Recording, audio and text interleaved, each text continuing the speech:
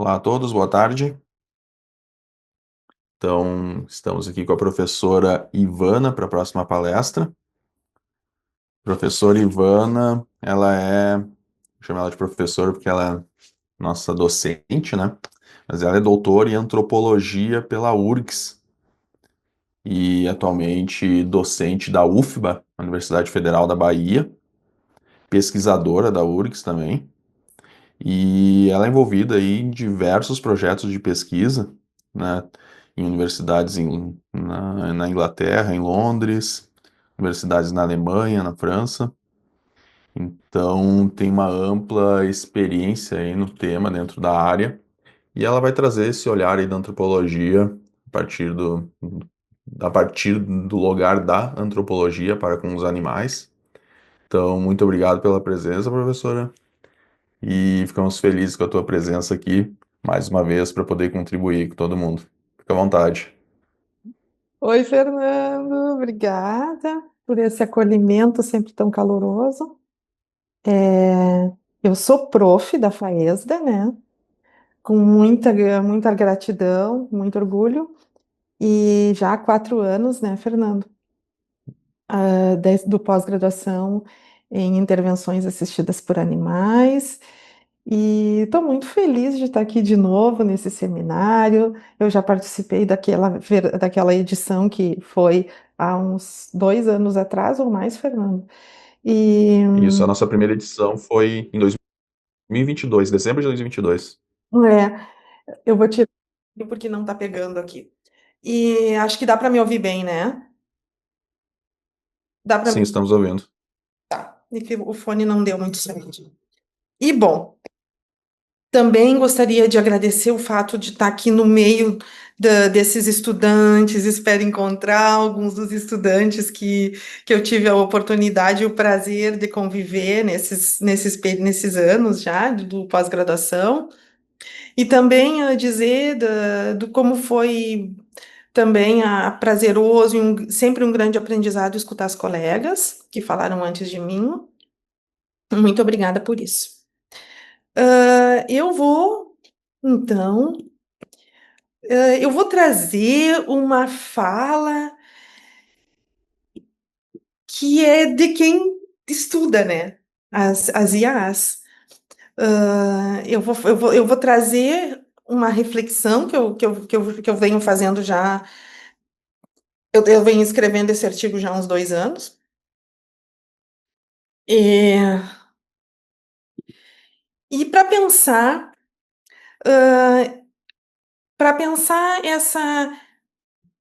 essa relação, né, entre a presença de um animal, vamos dizer que, né, o diferencial dessa tecnologia, por que não dizer, né, como falou a Marisângela, dessa tecnologia que é as IAAs ou a terapia assistida por animais, né, a qual se conecta com a noção das terapias menos duras, né, também é uma terapia que provoca, né, que existe a partir, ou uma prática, né, pensando nas IAs, que tem como estrutura a presença desse animal vivo, né, e em interação. É por isso, né, Marisângela, que não adianta colocar um robô, né? Não precisa ter aquela substância invisível que se chama vida.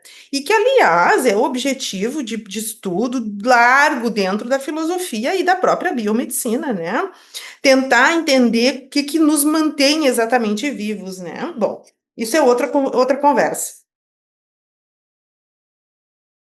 Eu vou compartilhar minha tela e vou trazer para vocês essa reflexão que vem do campo da antropologia, né?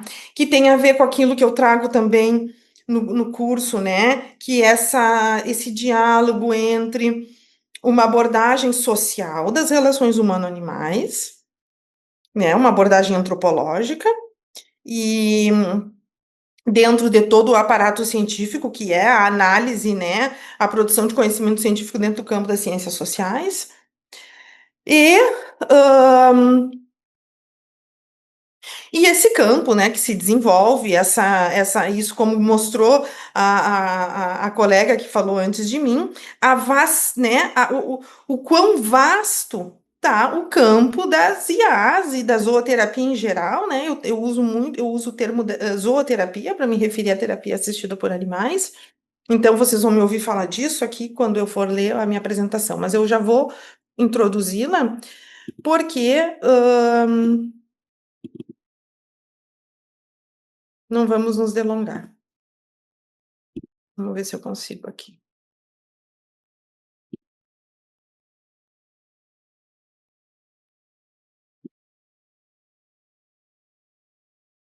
Bom, vocês estão conseguindo ver minha tela, né? Eu não estou acompanhando ali no.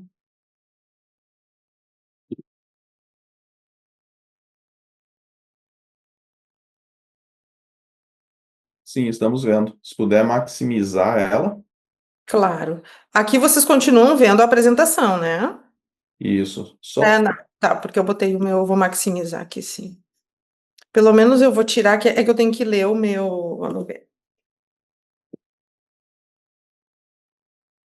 Hum,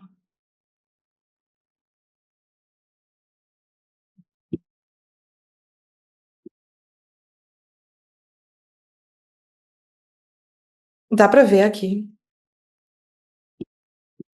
Deixa eu aumentar.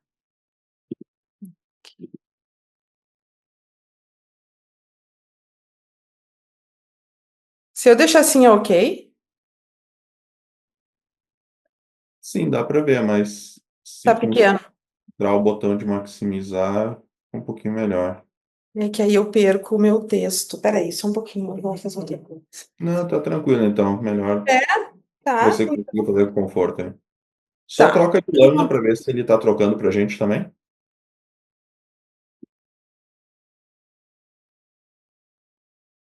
Trocou. E se tiver como, talvez, aumentar a fonte um pouco. Sim, vai dar, vai dar. Isso, um pouquinho mais. Hum,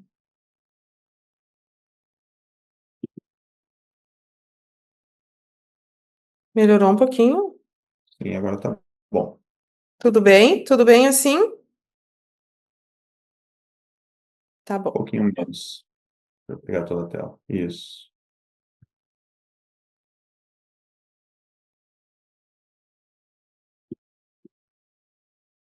Ok, acho que tá bom, né?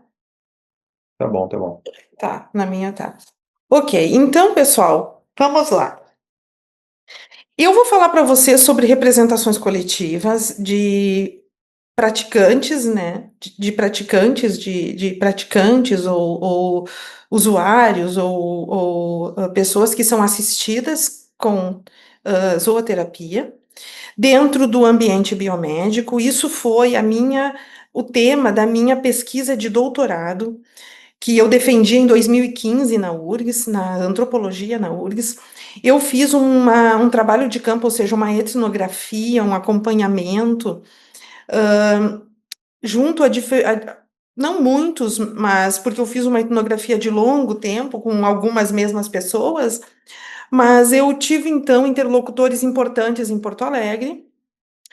Sou de Porto Alegre, sou do Sul, embora agora eu esteja morando na Bahia, mas então, fiz uma etnografia em Porto Alegre, acompanhei também um projeto na época, né,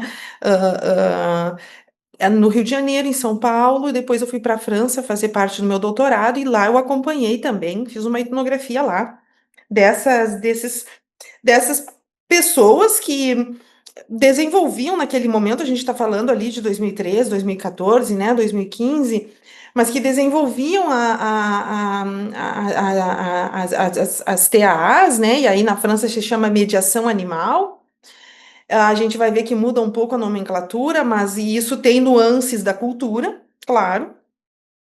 Mas, em termos gerais, né, aqui no Brasil, a gente é bastante influenciado, talvez ainda pela nomenclatura anglofone, mais do que pela nomenclatura francofone ou mesmo italiana. Bom, então, a partir de experiências coletivas de pessoas enfermas em processos de tratamento através da tecnologia de cuidado, né, que eu chamo que é zooterapia, claro que existe a zooterapia que nós vamos falar agora, que se aproxima de uma medicina tradicional, como se diz, mas vamos indo. Então, aqui eu queria explorar essa noção dentro de uma sessão terapêutica, de uma corporeidade compartilhada entre pessoas e animais, considerando essa interação gestual como meio e condição para a corporificação de determinadas percepções que são oriundas desses gestos animais e que vão carregar, através da interpretação e representação social, ou seja, dos usuários, dos humanos, né? Noções de bem-estar e de cura.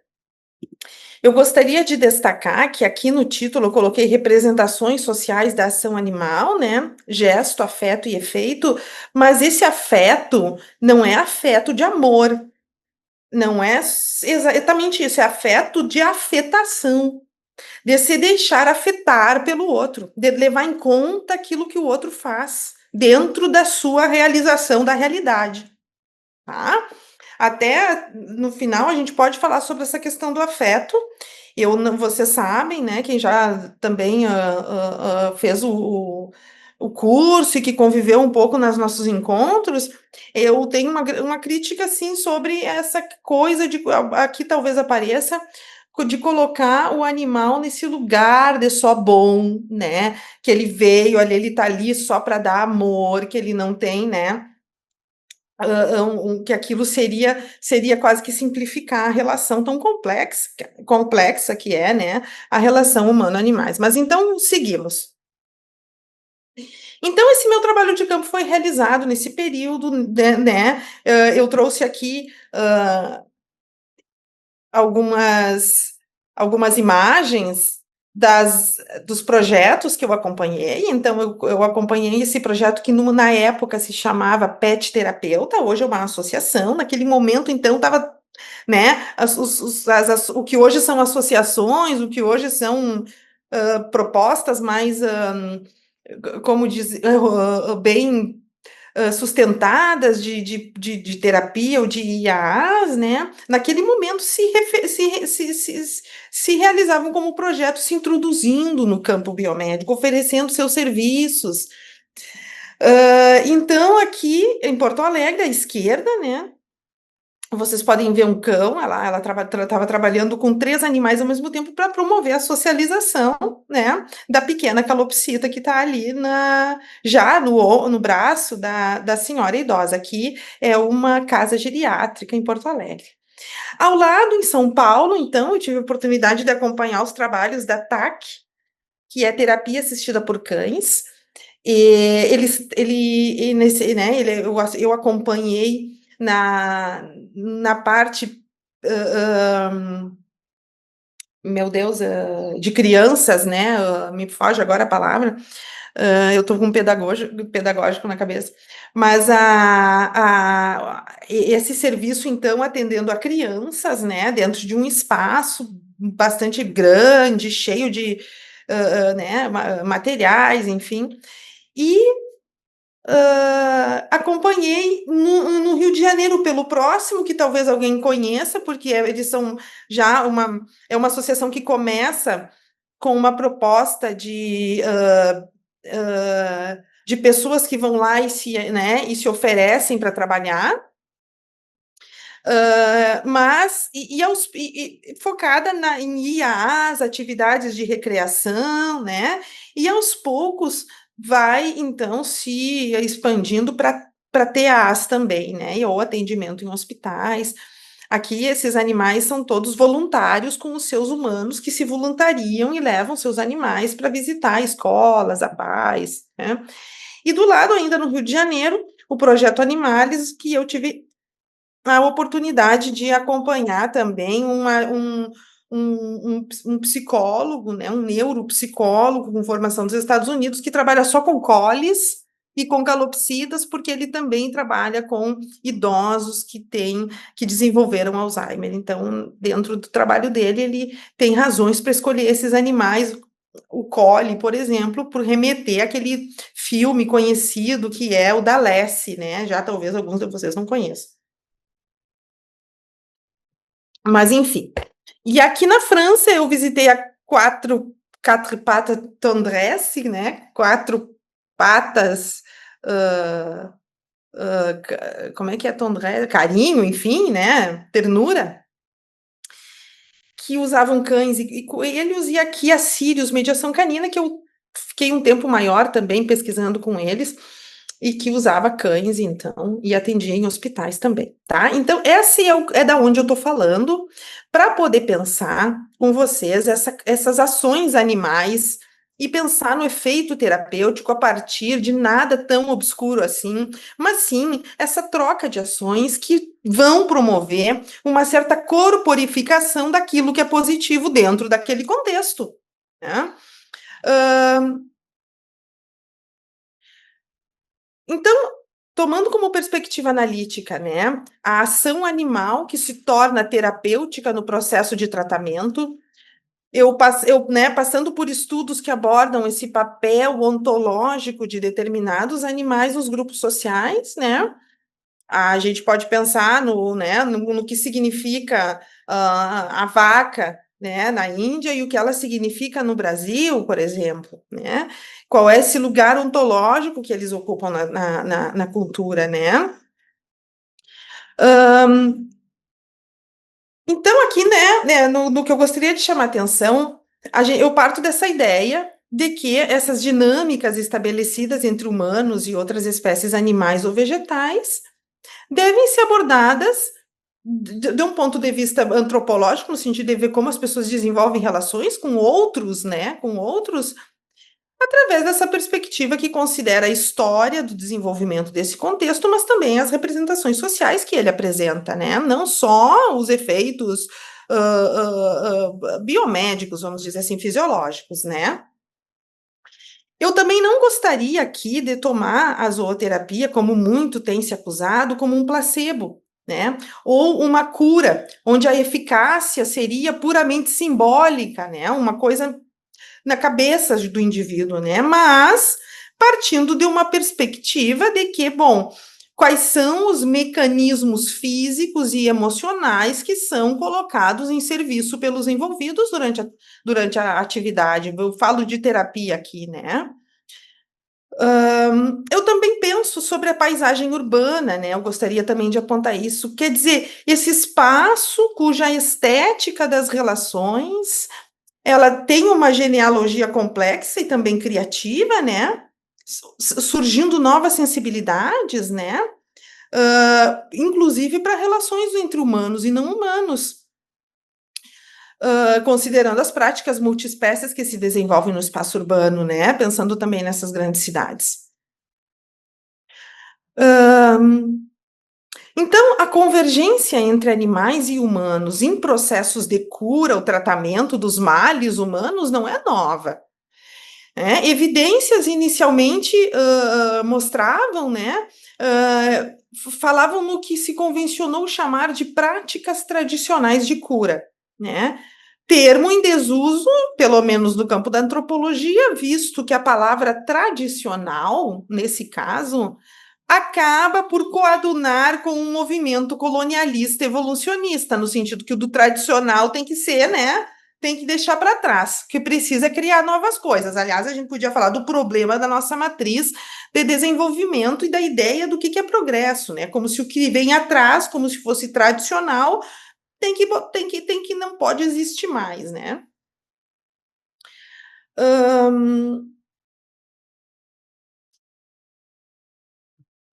Bom, contudo, né? Existe também uma abordagem de práticas tradicionais entre comunidades indígenas, colocando isso dentro de uma outra ontologia, né? Enfim, referindo-se a outras ontologias e valorizando essa relação humano-não humana na cura, né? Nos processos de compreensão de doença. Mas quando a gente vai falar dessa cosmologia, dessa ontologia do espaço urbano, parece que, né, nós temos que dizer não. Então, aqui dentro do espaço urbano, nós temos a natureza, nós temos a cultura, a natureza está aí para servir à humanidade, o que, né, baseado nessa ideia que se faz essas esses horrores, né, essa extração industrial, por exemplo, dos recursos industriais, né, e nisso a gente pode incluir as terapias, as IAAs, né, para não e falar dessa discussão, mas isso também é outra coisa, né, para não cair nessa lógica, né, de usar a natureza, a vida, como se fosse o nosso bel prazer. Bom, nós falamos isso muito em aula, né? Existem também práticas de cura em que humanos mobilizam animais para o tratamento de males humanos e são também identificadas, por exemplo, como etnomedicina. Mas aqui também medicina, entre aspas, não parece conveniente, uma vez que a medicina é uma palavra, é uma prática de cura ocidental, né?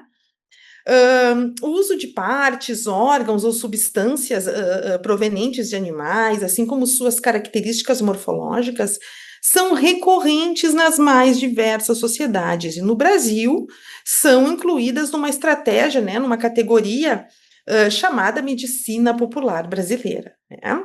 E o que mostra também essa variedade, né, a riqueza e a presença dessas tecnologias de cuidado no contexto brasileiro, o que deve ser valorizado, né?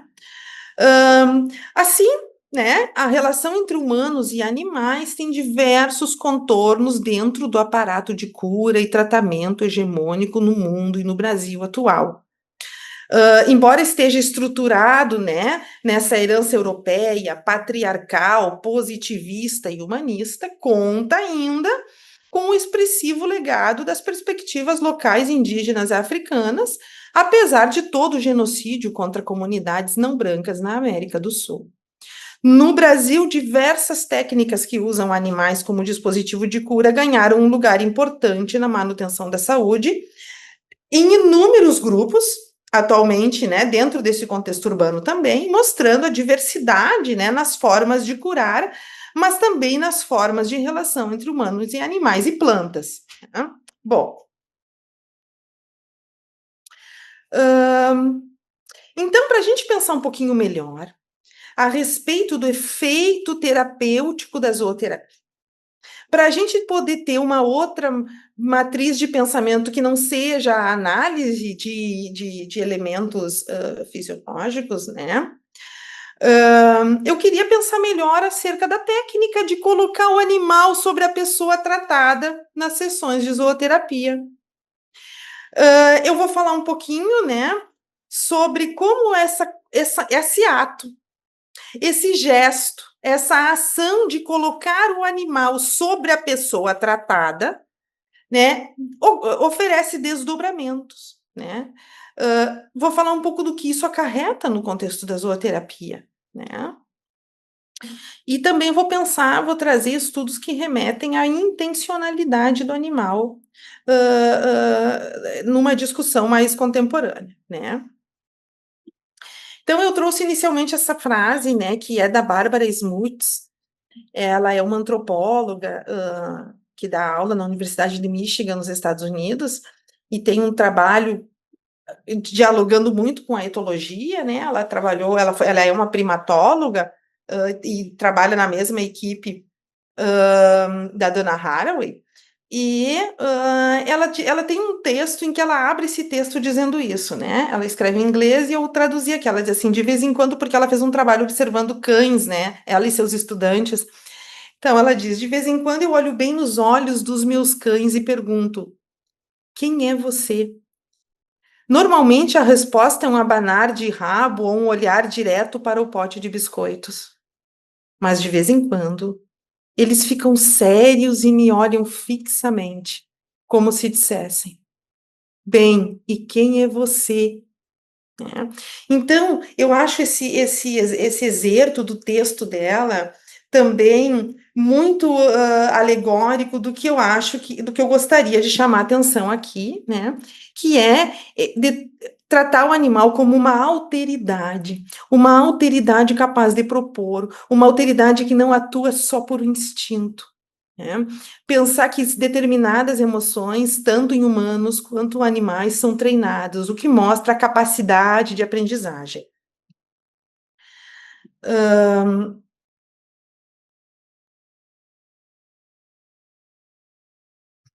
Vou passar aqui, porque agora eu vou entrar um pouco nessa análise dessa ação. Então, vamos lá. Quando eu observava sessões de zooterapia em um hospital da região de Île-de-France, localizada a pouco mais de 50 quilômetros de Paris, meus interlocutores Elko e Furby, e o terapeuta humano, me mostravam a importância de se colocar o animal sobre o paciente. Elko e Furby deitavam sobre os jovens com paralisia cerebral, vocês podem ver na imagem, que viviam em cadeiras de rodas, e ali permaneciam, inabaláveis e gentis. O terapeuta humano me explica. Assim eles poderão sentir o peso, o cheiro, ouvir a respiração animal, o que serve para estimular os sentidos dos pacientes. Os cães Elko e Furby, do tipo Golden Retriever e Border Collie, respectivamente, animais grandes, impositivos e ao mesmo tempo fofos, apresentavam habilidades desenvolvidas para aquela situação. Eles passavam de um jovem para outro assim que o terapeuta humano lhes indicasse. Não era um comando de voz, era um comando com os dedos e os olhos. Os dois cães permaneciam por 5 minutos ou mais, cada um sobre um jovem. E essa atividade poderia ser a principal da sessão, que tinha a duração de mais ou menos 1 hora. A zooterapia utiliza-se, então, de várias técnicas para gerar relação entre o paciente e o animal, sendo fundamental nessa interação a troca de gestos. A técnica de convidar, incitar ou provocar o animal para que ele vá e permaneça interagindo com o paciente em contato direto e constante entre os corpos é largamente utilizada em sessões de zooterapia, embora apresente diferentes nuances na sua aplicação.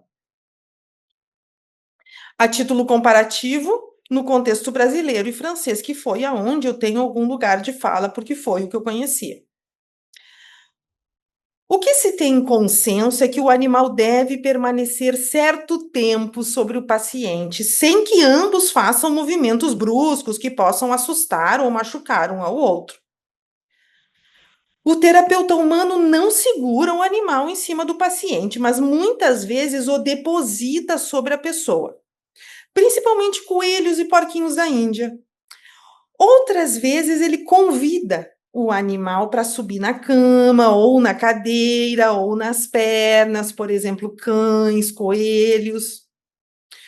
Ou também convidam para subir um segmento do corpo, como o braço da pessoa tratada, no caso de pássaros, ao que o animal deve responder positivamente, embora tenha a liberdade para não fazê-lo.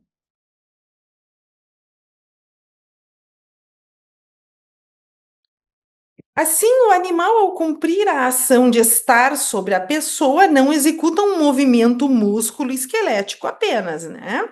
Embora sua complexidade seja relevante, se pensarmos no fato de ter que alguém ou alguma coisa se equilibrar sobre um ser vivo, né? Que está acordado, que está com a musculatura em tensão. Mas essa ação faz um gesto que é também um movimento corporal carregado de significado dentro do contexto no qual se encontra. De acordo com meus interlocutores, colocar o animal sobre o paciente permite que ele se relacione com todas as valências que pertencem ao animal, como o calor de seu corpo, o cheiro, o som que ele faz ao respirar, o peso do seu corpo, as batidas do seu coração. O animal sobre o paciente entra no espaço íntimo da pessoa tratada e vice-versa, obrigando cada um deles a negociar seus tempos, suas intencionalidades, seus corpos. Em outro lugar, no Hospital Psiquiátrico São Pedro, lá em Porto Alegre, no Rio Grande do Sul, a corporalidade da calopsita no corpo da pessoa tratada suscita diferentes sensações e processos. Em entrevista, alguns exemplos, né, nesse slide sobre outras, né, outros animais em cima da pessoa tratada.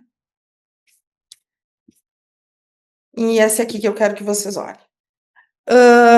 Em entrevista em 2005, lá em Porto Alegre, com uma de minhas interlocutoras, psicóloga e zooterapeuta, assistíamos ao vídeo em que Dona Miranda, uma moradora do Hospital São Pedro, e Ozzy interagiam.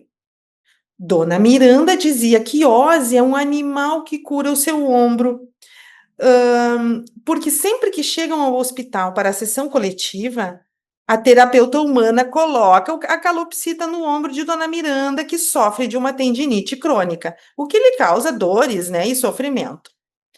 Com Ozzy em seu ombro, ela diz que sente uma espécie de massagem com os pezinhos do animal, e a essa sensação ela mesma se refere como o Ozzy está curando meu ombro. No mesmo hospital, outra moradora traz a noção de um movimento que sai por aí em abdução lateral de braços, em arco, com postura que demonstra a intenção de abraçar o mundo, palavras dela. Como descreveu uma de minhas interlocutoras ou terapeuta em uma dos seus artigos. Então, esse excerto que vocês têm, a gente vê a senhora, né? Ela diz, com o passarinho no ombro, né? Ela diz, o passarinho tá quente.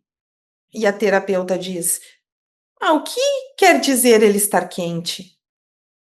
Que ele está cheio de vida, diz a senhora. E como é ser cheio de vida? É viver a vida, tudo o que ele faz é para viver a vida. E o que será que é viver a vida para ele, insiste a terapeuta?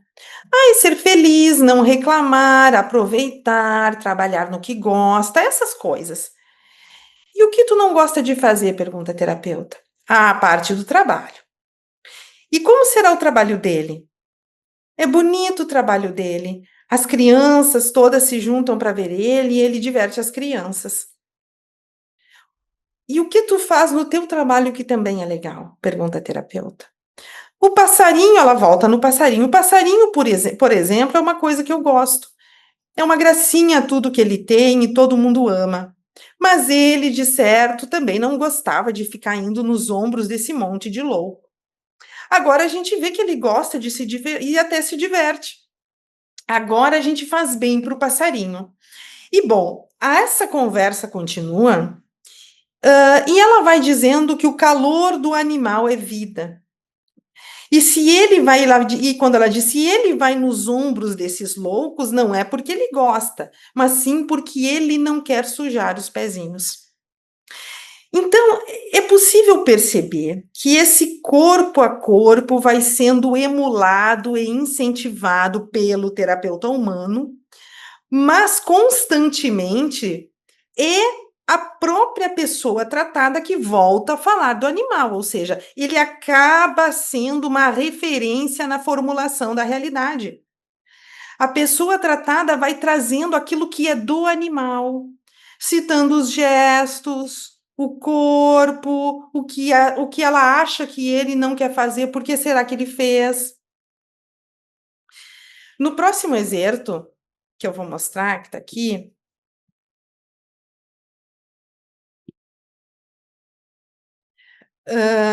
que é um registro do meu caderno de campo, vemos o comportamento de uma cachorra coterapeuta chamada Faith, que ao chegar no quarto de uma moradora acamada em um residencial terapêutico, salta sobre a cama da senhora que dormia. Ao entrar no quarto de Rosa, Face dirige-se à senhora que se encontra deitada, de barriga para cima, em uma cama, de olhos fechados, como se estivesse dormindo. Mas Faith não respeita seu sono. Salta sobre a cama e suas lambidas e fungadas no rosto de Dona Rosa fazem a senhora abrir os olhos. E ao observar a cachorrinha preta enfiando seu focinho pelo corredor, um sorriso a desperta. E depois a Dona Rosa levanta então dessa cama e aceita sair do quarto, e esse era um dos problemas, né, da Dona Rosa, ela não saía do quarto. Então, a ação animal de ir para cima da pessoa tratada. Vamos pensar na ação executada pela Faith, né? A Faith saltou em cima da Dona Rosa. A ação animal de ir para cima da pessoa tratada obriga a uma interação física entre o paciente e o animal e me remete a dois desenvolvimentos. O primeiro que trata das valências do animal e daquilo que ele dá na relação, né? E o segundo sobre o que os humanos incorporam e que é terapêutico. Chama a atenção nesses dois exemplos a capacidade de aprendizagem desses animais, que executando ações que muitas vezes até são corriqueiras no ambiente familiar da interação humano-animal, mas ali ele readapta essas habilidades para uma demanda ecologicamente localizada num outro lugar, executando tais ações como gestos, ajustando seu tempo, seu espaço, a sua capacidade de movimento, a tarefa e a condição do paciente. Na França, para termos esse nosso processo comparativo, a técnica de colocar o animal em cima do paciente ou em contato direto tem sido questionada quando o humano coloca o animal sobre o paciente num gesto provocado pelo terapeuta humano. Essa ação direta e intervencionista, como nos diria uma antropóloga, Carole Ferré, que fez uma análise da criação de cavalos pelos Yakut na Sibéria, muito interessante a análise dela, né, das ações trocadas entre humanos e animais, nesse processo que é, né, a domesticação, mas especificamente a criação de cavalos selvagens, né. Então, essa ação direta, né, e intervencionista é direta porque você faz o animal ir, né, ou que é criticada na França, né, de colocar o animal. Ela é intervencionista porque né, você pega, intervém na continuidade do que ele estava fazendo e faz ele fazer uma determinada ação, né. Então, essa ação tem sido cada vez menos praticada por ser uma ação incisiva do terapeuta em direção ao animal. Espera-se que o animal sozinho busque a interação física. Minha interlocutora, zooterapeuta e especialista em zoologia, atuante na região de Paris, explica: os cães mediadores devem ser amigáveis com todos, confiantes, imperturbáveis e previsíveis. Estes requisitos são certamente justificados porque uma ferramenta terapêutica deve, acima de tudo, ser confiável. Mas isso é mesmo relevante? Ela pergunta. Essa condição muitas vezes vai contra a psicologia e a fisiologia canina ao exigir um comportamento excessivamente adaptativo diante de situações altamente estressantes. Como sujeito da relação terapêutica, o cão mediador é confrontado todos os dias com pessoas desconhecidas, gritando alto, fazendo movimentos bruscos, etc. Além disso, todo profissional que atua na mediação animal, prestem atenção que ela usa mediação animal, né? Além disso, todo profissional que atua na mediação animal com pessoas com transtornos mentais, ela usa esse termo, né? Eu traduzi, se vê confrontado mais cedo ou mais tarde com ações agressivas, voluntárias ou não, para com seus animais, principalmente cães.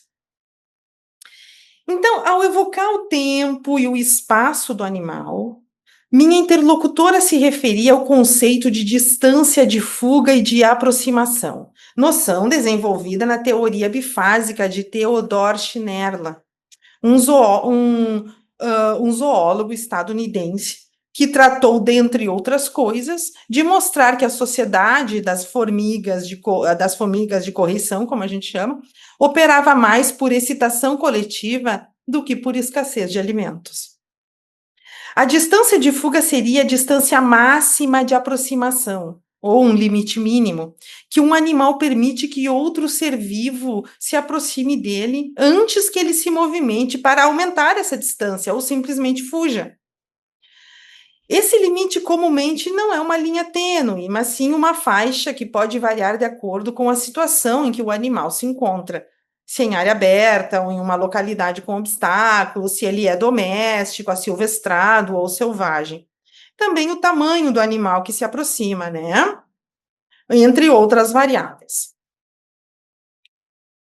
Então, dentro desse limite se encontra ainda uma linha crítica a partir do qual, impedido de fugir, o animal muda sua postura de fuga para o modo ataque. É quando ele ataca, não exatamente por ser feroz ou bravo, mas sim por defesa ou medo. As ações de aproximar-se ou afastar-se dos estímulos destacaram-se nos estudos de Schnerler como modos de comportamento fundamentais para as adaptações ambientais em todos os níveis de animais. Portanto, esses processos e seus derivados seriam fundamentais para pensar o desenvolvimento comportamental de um organismo, a partir dessa psicologia comparativa que ele trabalhou. Assim, a técnica de colocar e manter o animal sobre o paciente pode mostrar situações em que o animal é desprovido desse espaço de fuga, limitando suas manifestações gestuais. Ao segurar o animal com as mãos perto do corpo, apertando-o contra seus braços, ou ao manter o animal sobre a barriga com as mãos sobre ele, ou com diversas mãos, por exemplo, sobre o animal, acariciando.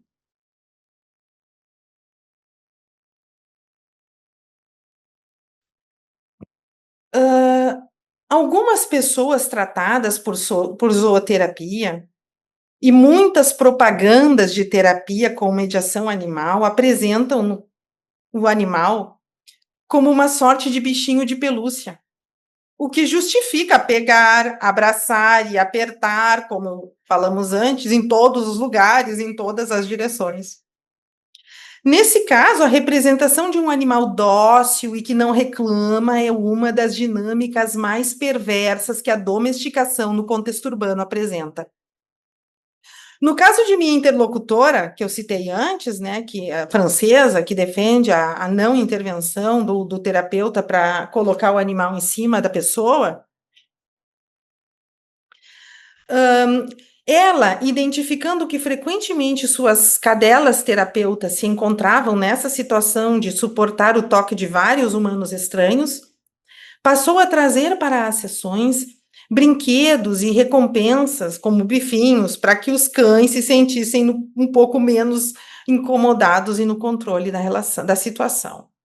Além de deixá-los livres dentro da sala para que eles mesmos procurassem a interação física com os pacientes, se quisessem.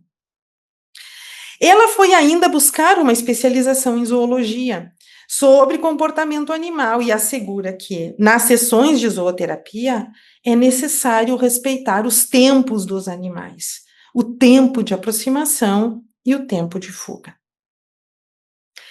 A configuração espacial, o tempo percebido e toda a percepção são distintas nos diferentes animais.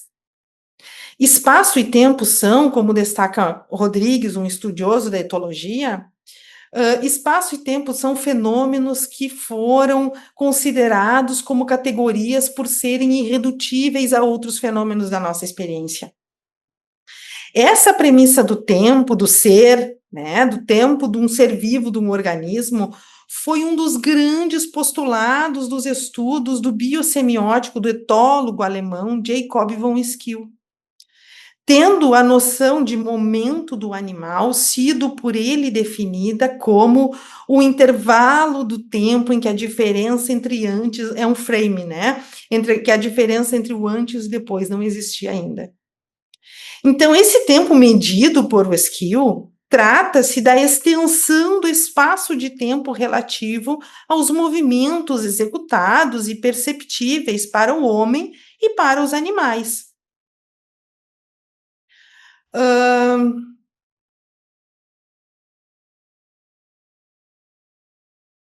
Então ele conclui, tinha uma explicação aqui que eu vou cortar, mas o que conclui o Jacob von Schill a partir do tempo? Ele diz: enquanto o momento humano é de aproximadamente 1/18 segundos, para o caracol, que é mais lento, por exemplo, é 4 vezes maior. O peixe beta teria um tempo 3 vezes menor. Então, no alto mundo do caracol, por exemplo, a maior parte dos movimentos a seu redor ocorrem mais rapidamente do que para nós. Enquanto no alto mundo do peixe beta, eles ocorrem mais devagar. Assim, a medição do momento é o que torna possível definir a unidade básica da duração do processo, no caso do estudo de von Schill, dos processos nos sistemas vivos, que recebem, então, os signos de maneira específica, de acordo com seus altos mundos e suas capacidades físicas específicas. Nós temos na antropologia várias abordagens que também consideram que os não humanos também trabalham, por exemplo, também têm essa habilidade semiótica que têm os humanos, né? Que é trabalhar com representação, que é trabalhar com signos, né? Quer dizer, ver uma imagem e ter uma mensagem transmitida ali através dela.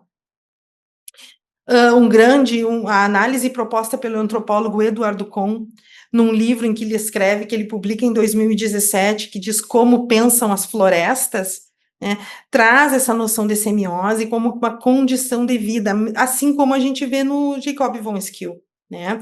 Mas o Jacob von Schill coloca essa percepção de mundo, né, nessa definição do tempo de cada animal, né, que vai, então, definir a maneira como cada ser vivo,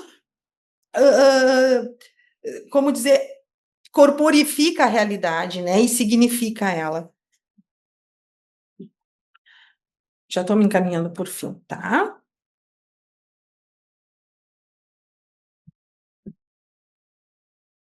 Então, aqui também a gente tem um exemplo, né, de situações assim, à esquerda, uma atividade lúdica, né, não é uma terapia aqui, e a atividade é pentear o animal. E aqui há uma veterinária especializada em comportamento canino já para mediar aquela ação de ter muitas pessoas tocando no animal ao mesmo tempo. E aqui na direita, a terapeuta então segura o animal para que a outra terapeuta coloque a criança montada no cão. São exemplos, né? Eu vou fazer uma finalização aqui.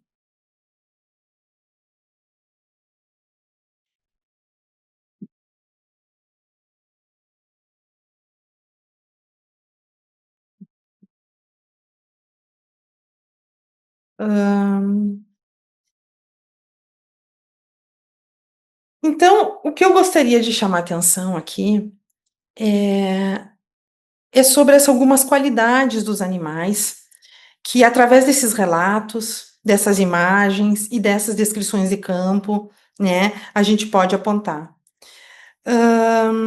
Eu tentei pensar, né, e tento fazer uma discussão teórica sobre o que podem os animais em diferentes contextos ou abordagens, né?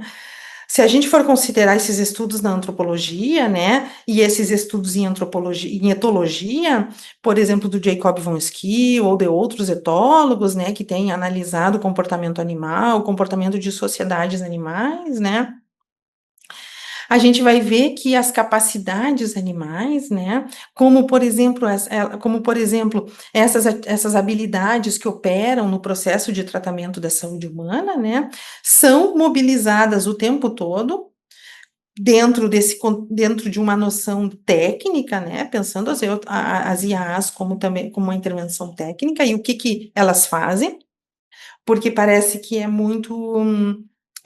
Quando lemos os artigos, há uma grande preocupação, como eu sempre falo para vocês, né, na definição e na identificação de agentes, né, fisiológicos que atuem no processo terapêutico, mas a gente às vezes esquece de abrir essa caixa preta e ver o que acontece dentro da sessão e talvez pensar que a importância dessa troca de gestos, e daquilo e do animal ter espaço, espaço ontológico, ou seja, que ele realmente tenha possibilidade de se colocar ali, de propor coisas, né? Que a ação dele tenha um espaço onde ele tenha uma certa liberdade para propor.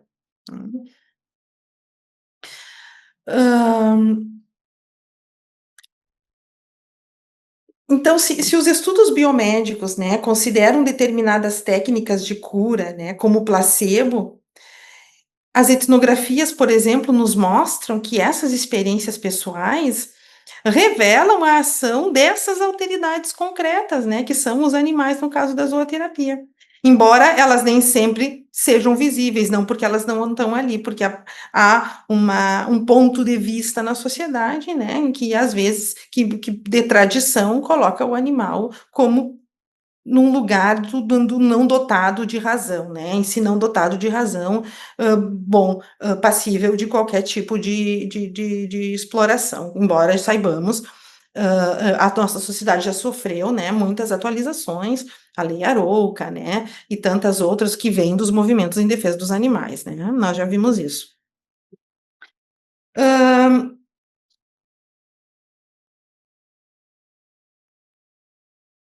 Então, né, como diz a Dana Haraway, né, ela escreve naquele ensaio dela que se chama Encontro com Espécies Companheiras, né, os organismos, eles não, né, há que se ter uma postura de que os organismos não pré-existem nos seus relacionamentos, né, porque vai ser, ela diz, né, nessa dança incessante da relação com o outro, que o ser dá sentido à alteridade, né? Aquela outra coisa que está ali na frente dele, que não é ele, né?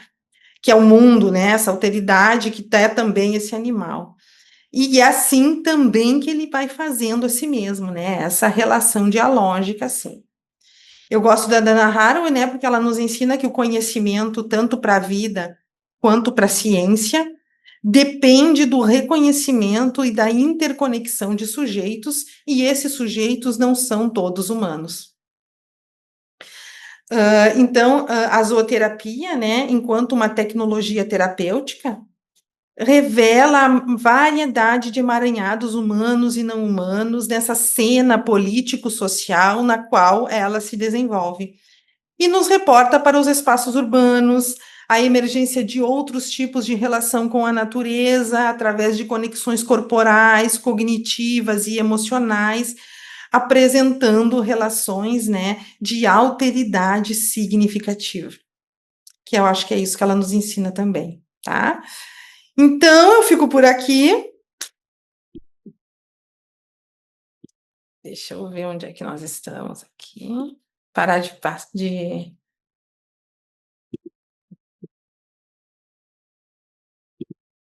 compartilhar. Então tá, professor Ivana, muito obrigado pela apresentação. Tenho certeza que o pessoal se beneficiou bastante aí com as suas considerações sobre o tema. Obrigada. Perfeito. Muito Te obrigada. aguardamos numa próxima edição, então. Eu aguardamos, espero que saia logo na próxima edição do curso. E esses temas que eu trouxe aqui são os temas que a gente explora nos nossos encontros no curso, né? Muito obrigada, Fernando, de novo, e a todos vocês. Obrigado. Pessoal aí que está acompanhando ao vivo, então, a professora Samantha em breve vai dar início, em 5 minutinhos.